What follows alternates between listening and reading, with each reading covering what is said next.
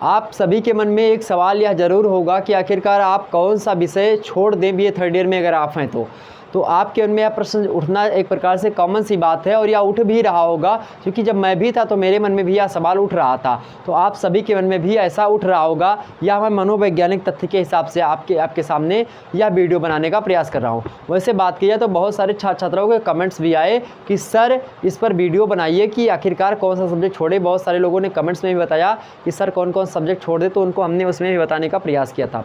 यहाँ पर आपको समझने वाली बात है, सबसे पहले यहाँ पर अगर आपका कोई एक प्रैक्टिकल विषय है, अगर आपका कोई भी एक प्रैक्टिकल विषय रहा है, अगर प्रैक्टिकल सब्जेक्ट कोई आपका है, यानी प्रैक्टिकल सब्जेक्ट आपका कोई भी है मेरे भाई, तो आप क्या करें, उसको छोड़े मत। प्रैक्टिकल सब्जेक्ट अगर आपने ले रखा है तो चूँकि प्रैक्टिकल सब्जेक्ट से आपके नंबर थोड़ा बहुत मिल जाते हैं, तो इसलिए आप प्रैक्टिकल सब्जेक्ट को ना छोड़ें, मतलब इसको आप लिए रखें।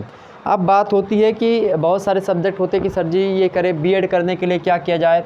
तो बीएड करने के लिए कोई दिक्कत नहीं है, आप कोई भी सब्जेक्ट से कर सकते हो। ऐसी बात नहीं कि बीएड आप सब्जेक्ट मैचिंग होनी चाहिए ज़्यादा। बट अगर आप बीएड करने के लिए प्रॉपरली आपको बीएड ही करना है, तो आप अगर एजुकेशन लिए हो मेरे भाई, एजुकेशन अगर आपके एक प्रकार से है तो एजुकेशन को मत छोड़िएगा। एजुकेशन से हो सके तो आप मास्टर डिग्री अगर एजुकेशन लिया है तो एक प्रकार से एमए भी कर लीजिएगा। मास्टर डिग्री अगर एमए एजुकेशन से हो जाएगी तो आपको शिक्षा के क्षेत्र में कुछ छूट ज़रूर दी जाती है।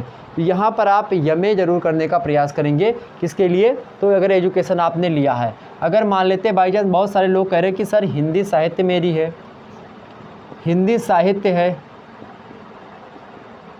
बट इसके साथ उन्होंने कहा कि ग्रेजुएशन में मैंने संस्कृत नहीं लिया था, मतलब उन्होंने संस्कृत नहीं लिया है और हिंदी साहित्य लिया है, सेकंड ईयर में पढ़ रहे हैं और उनको ये मन में प्रश्न चल रहा है कि आखिरकार हिंदी साहित्य को छोड़े कि ना छोड़े। तो भैया देखो, अगर हिंदी साहित्य अगर आपने ले लिया है, मेरी भी यही प्रॉब्लम्स है कि मैंने संस्कृत नहीं पढ़ा था, बट संस्कृत मुझे आती है, लेकिन मैं पीजीटी टीजीटी का जो है प्रकार से मतलब कि एग्ज़ाम समय डाल पाऊँ, मतलब कि जो आपका लेक्चरर वाली नौकरी होती है ना, जो आप इंटर कॉलेज में पढ़ाते हैं जा करके सरकारी कॉलेज में, वह आप नौकरी नहीं पा सकते। अगर हिंदी के साथ संस्कृत नहीं है तो आप टीजीटी वगैरह का फॉर्म नहीं डाल सकते। आप एमए वगैरह कर लीजिए वैसे हिंदी से, बट कोई उतना फ़ायदा नहीं मिलेगा जब तक आपकी संस्कृत नहीं रहेगी। तो आपको संस्कृत करना है। अगर आपके पास संस्कृत है तो आप जो है हिंदी साहित्य को भी थर्ड ईयर में रखिए। वैसे हिंदी साहित्य जो है ठीक ठाक विषय है, बट अगर आपको रुचि ज़्यादा नहीं है तो बिल्कुल भी आप हिंदी साहित्य को मत लीजिएगा, छोड़ दीजिएगा। अगर रुचि है तो हिंदी साहित्य को पढ़िए, चाहे नौकरी लगे या न लगे। आजकल हिंदी साहित्य से बहुत सारी नौकरियां और आपको मिलने वाली हैं, जैसे कि ट्रांसलेटर वगैरह कार्य में हिंदी का एक प्रकार से क्रेज अब बढ़ रहा है धीरे धीरे। तो हिंदी आने वाले समय में अच्छी भाषा एक प्रकार से अच्छे तरीके से आपके सामने प्रस्तुत होगी। तो यहाँ पर आपको ये चीज़ें क्लियर हो गई। अगर आपको और तमाम जैसे इंग्लिश वगैरह तो आप लिए रखें, इंग्लिश लिया है तो कर लीजिए। अगर आपका मान लेते हैं होम साइंस है, ये होम साइंस विषय मान लेते हैं आपका है, तो होम साइंस भी एक प्रकार से क्या है, प्रैक्टिकल सब्जेक्ट है, प्रैक्टिकल सब्जेक्ट है। जियोग्राफी भी आपका क्या है, प्रैक्टिकल सब्जेक्ट है, जियोग्राफी भी आपका क्या है, प्रैक्टिकल सब्जेक्ट है। मिलिट्री साइंस भी आपका क्या है भाई, मिलिट्री साइंस,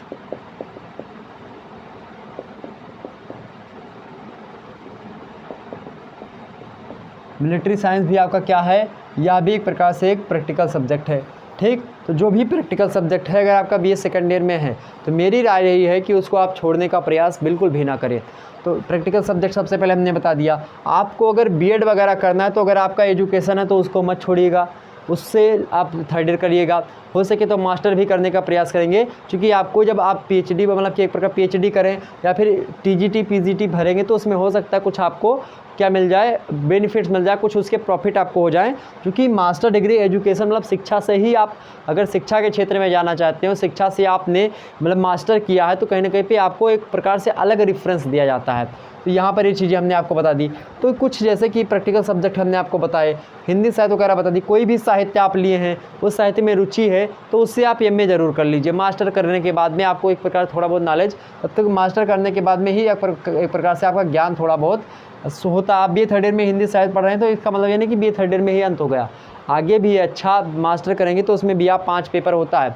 एमए में कितने पेपर होते हैं भाई, एमए में 5 पेपर होते हैं। बीए थर्ड ईयर में जो होता है, एक विषय की बात की जाए, या भी बहुत सारे प्रश्न लोगों के मन में बन रहे होंगे कि एमए में कितने मतलब एक प्रकार से पेपर होते हैं। तो एमए में 5 पेपर एक विषय के, एक विषय के 5 पेपर होते हैं। यहाँ पर कितने पेपर होते हैं?